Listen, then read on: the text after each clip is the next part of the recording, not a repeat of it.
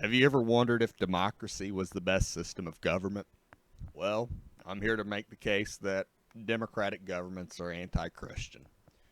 I'm also going to make the case that the rise of democratic nations at the end of time was foretold in the book of Daniel.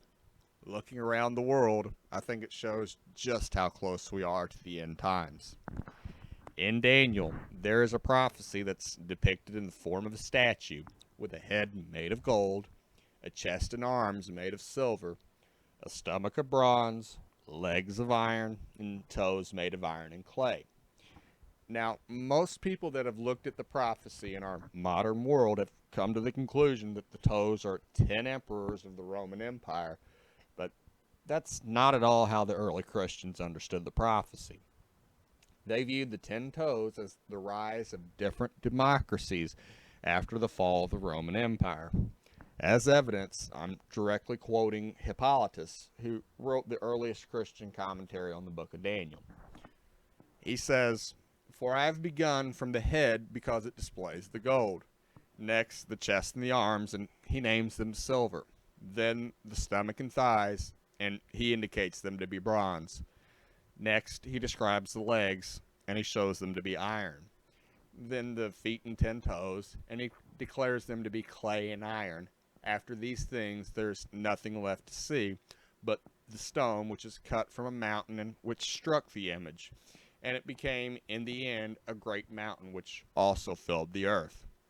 And so, how can we not consider the ancient things which were prophesied by Daniel in Babylon and are now still being fulfilled in the world? For the image which was portrayed according to that season embraced the model of the kingdom of all the world, in which season the Babylonians then reigned as being the golden head of the image. Then after them the Persians ruled for 245 years as they're shown to be silver. After them the Greeks ruled, beginning from Alexander of Macedon, for 300 years as they are the bronze. After them the Romans, who are the iron legs of the image, being strong as iron. Next the toes of the feet, so that in each place democracies are shown, which are destined to be and which are divided into the 10 toes of the image, in which the iron will be of mixed with clay. It's important to note that there wasn't really any democracies immediately after the Roman Empire fell. The reason for this is because Plato's Republic showed that democracies invariably lead to tyranny. It wasn't until the American Revolution that democracy started to rise. In fact, most of the world laughed at the notion of an American democracy because throughout history, democracies have always failed. Look at the current state of America. I ask, weren't they right?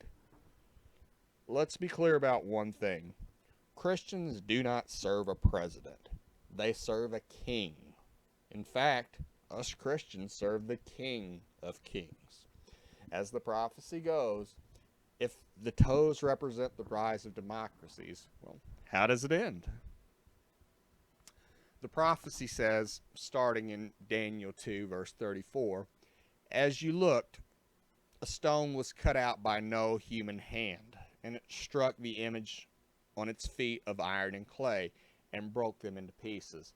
Then the iron, the clay, the bronze, the silver, and the gold, all together were broken in pieces, and became like the chaff of summer threshing floors, and the wind carried them away, so that not a trace of them could be found. But the stone that struck the image became a great mountain and filled the whole earth." As for the interpretation, it's right there in Daniel 2. It says in verse 43, "As you saw the iron mixed with soft clay, so they will mix with one another in marriage, but they will not hold together, just as iron does not mix with clay. And in the days of those kings, the God of heaven will set up a kingdom that shall never be destroyed, nor shall the kingdom be left to another people. It shall break in pieces all these kingdoms and bring them to an end, and it shall stand forever. Just as you saw a stone was cut from a mountain by no human hand, and that it broke the pieces, the iron, the bronze, the clay, the silver, and the gold, A great God has made known to the king what shall be after this. The dream is certain, and its interpretation sure. So God will destroy these democracies and set up a kingdom that won't be destroyed, a kingdom ruled by the King of Kings. Thanks for your time. If you found this message inspiring, please show your support by subscribing. Thanks once again.